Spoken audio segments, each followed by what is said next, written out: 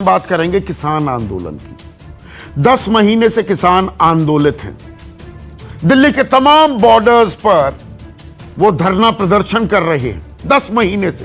वो गाजीपुर बॉर्डर हो, सिंघू बॉर्डर हो, टीकरी बॉर्डर हो, शाहजहांपुर बॉर्डर हो। और 8 महीने से बातचीत भी बंद है, ठप है। 8 महीने 10 दिन हो चुके हैं। दरअसल बातचीत हुए, आखिरी बातचीत 22 जनवरी को हुई थी। 12 दौर बातचीत भी हुई। बहुत से लोग 11 दौर कहते हैं। मैं 8 दिसंबर की गृह मंत्री अमित शाह के साथ अनौपचारिक बातचीत को भी बातचीत के सिलसिले की एक कड़ी मानता हूं। क्या किसानों को परमिशन मिलेगी कि वो जंतर मंतर पर जाके अपनी महापंचायत कर सके? क्या किसान और सरकार के बीच में बातचीत करने का भी रास्ता खुलेगा या नहीं? आइए खबर में आगे बढ़ते और आपको दिखाते हैं क्या कहना है इस पर संदीप चौधरी जी का।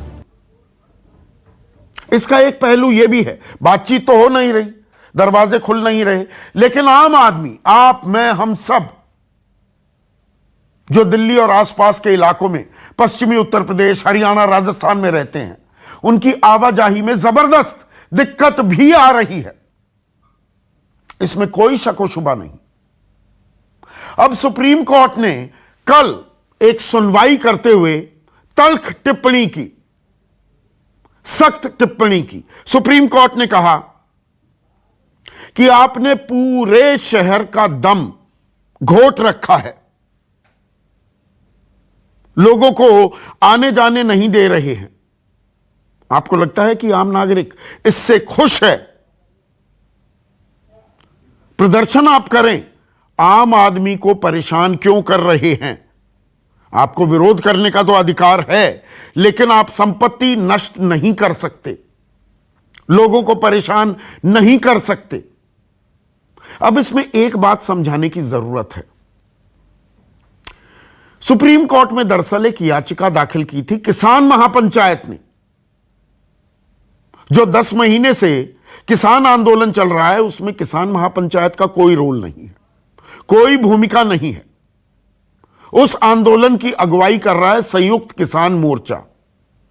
किसान महापंचायत ने एक याचिका दाखिल की थी सुप्रीम कोर्ट में कि देखिए, हम जंतर मंतर जाना चाहते हैं, 200 लोगों को वहां पर इजाजत मिले प्रदर्शन करने की। तो सुप्रीम कोर्ट ने कहा आपको शहर के अंदर आने दे, शहर के बाहर बॉर्डरों पर आपने धरने दे रखे हैं, किस मुंह से आप ये बात कह रहे हैं? तो किसान महापंचायत ने कहा कि नहीं नहीं, बॉर्डरों पर जो जाम है, जो प्रदर्शन है, जो धरने हैं, वो हमारे किए धरे नहीं हैं। तो किसान महापंचायत को सुप्रीम कोर्ट ने आदेश दिया कि ये लिखित हलफनामे में इस बात को दर्ज कराइए अगली सुनवाई में। पर यहां यह बताना जरूरी है कि परसों एक और याचिका दाखिल की गई थी एक और बेंच के सामने, और जस्टिस संजय किशन कौल ने यह कहा था कि किसी भी समस्या का हल या तो अदालत, कोई अदालत का फोरम, या संसदीय विमर्श, पार्लियामेंट्री डिबेट्स के जरिए निकाला जाना चाहिए। हाईवे को ब्लॉक कर दो, यह किसी भी समस्या का दीर्घकालिक हल, निवारण नहीं हो सकता है। अब यहां दिलचस्प बात यह है, आपके सामने सारे फैक्ट्स मैं रखने वाला हूं। दिलचस्प बात यह है कि संयुक्त किसान मोर्चा अभी तक सुप्रीम कोर्ट के सामने गया ही नहीं है अपनी समस्या के निवारण के लिए। पर टिप्पणी की गई है वो तो संयुक्त किसान मोर्चे पर है, क्योंकि किसान धरने प्रदर्शन पर हैं। सोनीपत से आने वाले, करनाल से आने वाले, पानीपत से आने वाले जो लोग दिल्ली आना चाहते हैं, उन्हें परेशानी होती है। मेरठ से, बिजनौर से, बुलंदशहर से जो लोग आ रहे हैं, नोएडा की तरफ से आते हैं, उनको परेशानी होती है। पर किसान ये कहते हैं कि हम धरने पर नहीं बैठे हैं, ये हमारा रास्ता रोका गया है। ये 10 महीने पहले भी किसान कह रहे थे कि हम कोई बॉर्डरों पर बैठने नहीं आए थे, हम दिल्ली में प्रदर्शन करना चाहते थे। सरकार ने हमें बॉर्डर्स पर रोक दिया, और रोका ही नहीं, बैरिकेड्स लगा दिए, बाड़े लगा दिए, कील भी ठोकी गई सड़कों पर। तो ये रास्ता रोका किसने है? ये अपने आप में एक अहम सवाल है। यह सरकार ने रोका है या किसानों ने रोका है? और यहां पर सुप्रीम कोर्ट ने 23 अगस्त को इसी किसान आंदोलन पर कहा था कि ये केंद्र और राज्यों की जिम्मेदारी है कि कोई आंदोलन सड़कों को ब्लॉक ना करे। जो गेंद है, जो जिम्मेदारी है, वो केंद्र सरकार और राज्य सरकारों के पाले में डाली थी।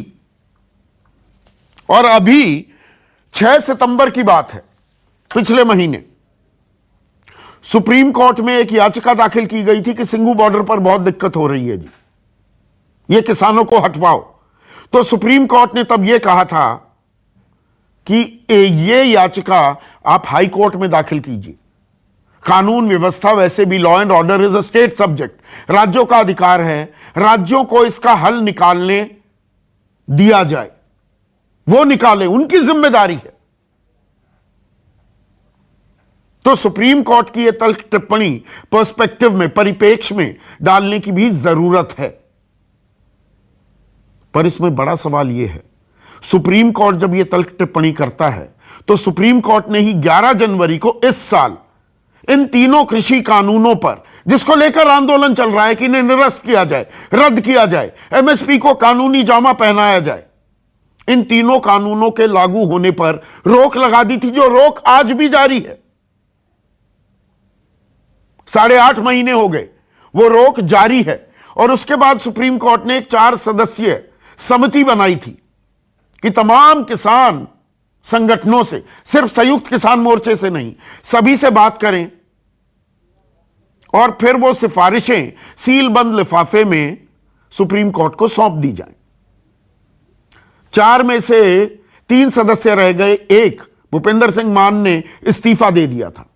इस 3 सदस्यीय समिति ने 19 मार्च को अपनी सिफारिशें सीलबंद लिफाफे में सुप्रीम कोर्ट को सौंप दी और 5 अप्रैल के लिए तारीख भी तय हो गई कि सुनवाई होगी। लेकिन कोरोना के चलते वो सुनवाई मुलतवी कर दी गई और 6 महीने हो गए हैं सुनवाई का, अगली सुनवाई की तारीख तय नहीं हो पाई है। तो ऐसे में सवाल कई हो जाते हैं। बातचीत के रास्ते बंद हैं तो सड़क के रास्ते क्या खुल जाएंगे? सड़क के रास्ते किसने बंद किए? जिम्मेदारी किसकी है?